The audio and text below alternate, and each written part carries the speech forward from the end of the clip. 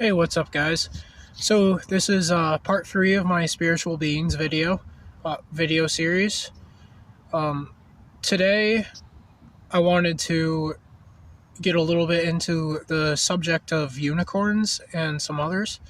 Um, so the first thing you got to know about unicorns is that they're very powerful beings, and you. One of the things that you want to know is that you really don't want to call them cute. They take offense to being called cute. Um, Sadly, that's honestly about the only thing I know about unicorns. I don't know much else.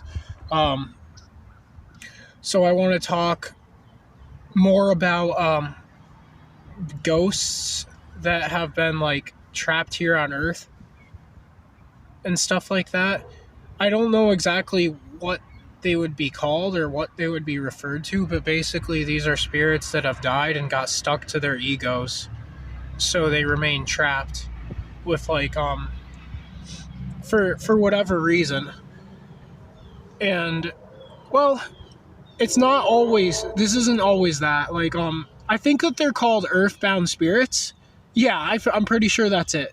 Okay, they're called earthbound spirits, and they're not always trapped. This is just sometimes that what happens with them. Other times they stay here on Earth in order to watch over loved ones and be like spirit guides to them. That's why you hear people talking about ancestor guides and stuff like that. That's what they are. They stay on Earth to just watch over people. And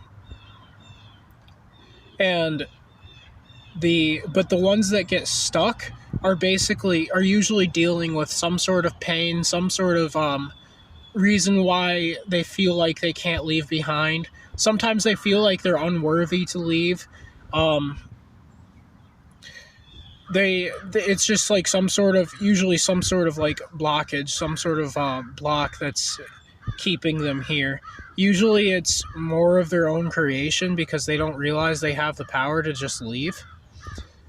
But at the same time, they can't be blamed because it's difficult because a lot of the times it requires something that we all have trouble doing, which is just letting go. And that's a fair reason to why they would get stuck here.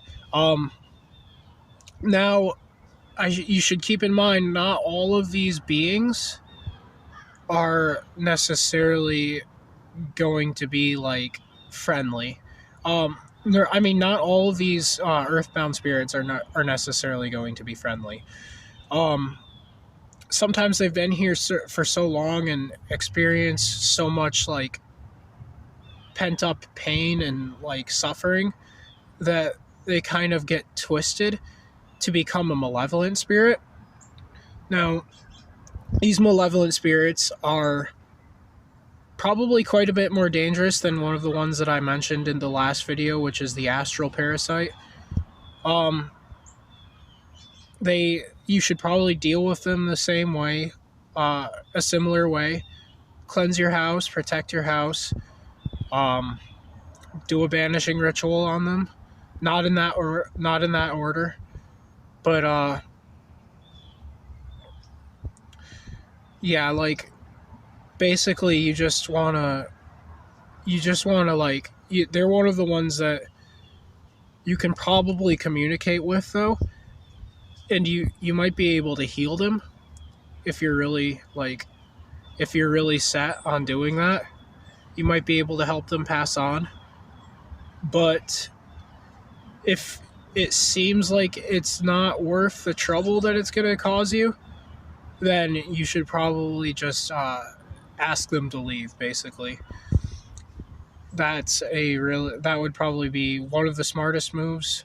But I honestly want to work on ways to heal spirits and stuff like that to help them pass on too. So if you really want to do it, go for it.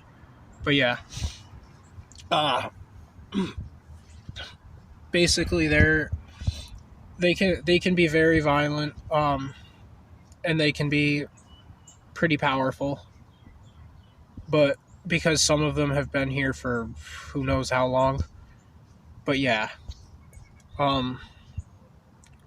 After that, we have shadow beings, which aren't, I don't think are any like one particular being. Like, I think that they can be good or bad. They can be malevolent or benevolent. Sometimes they're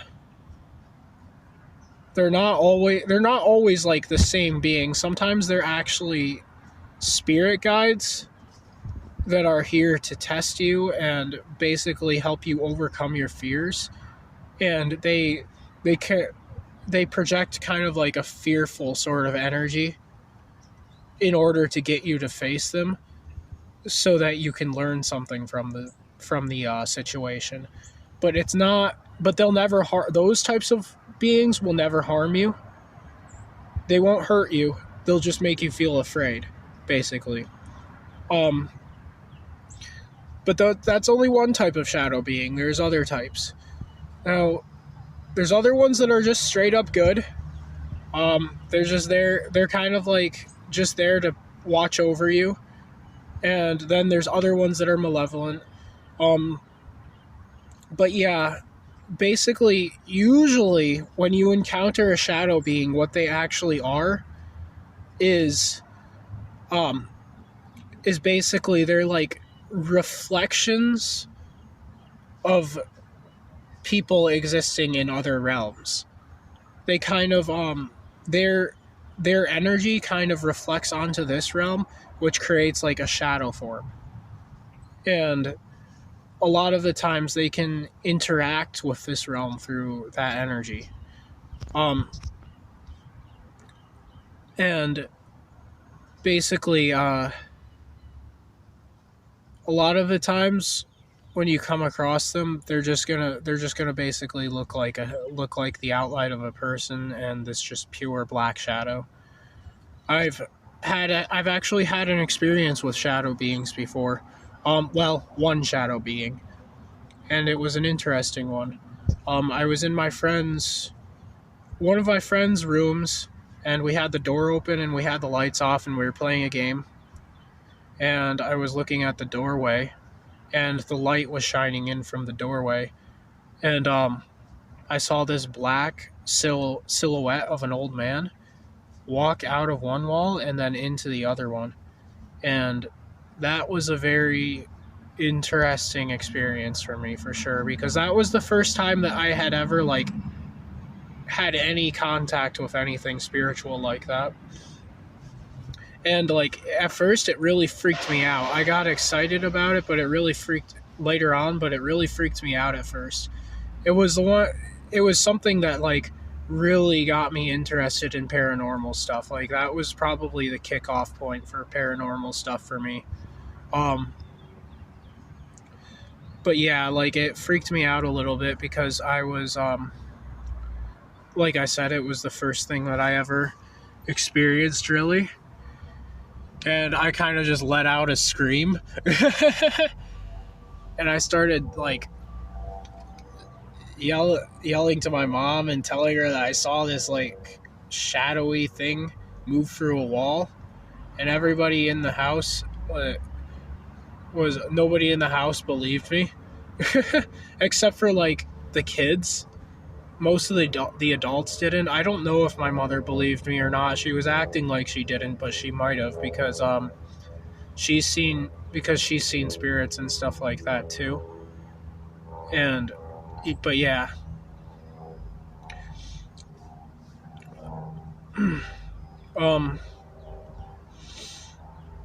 What else?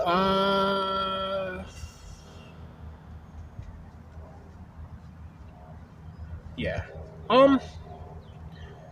Yeah, I think I'm probably gonna actually end this video because I can't really think of anything else right now. Um, Anyways, blessed be, have a beautiful day, and may the stars guide your path. Peace.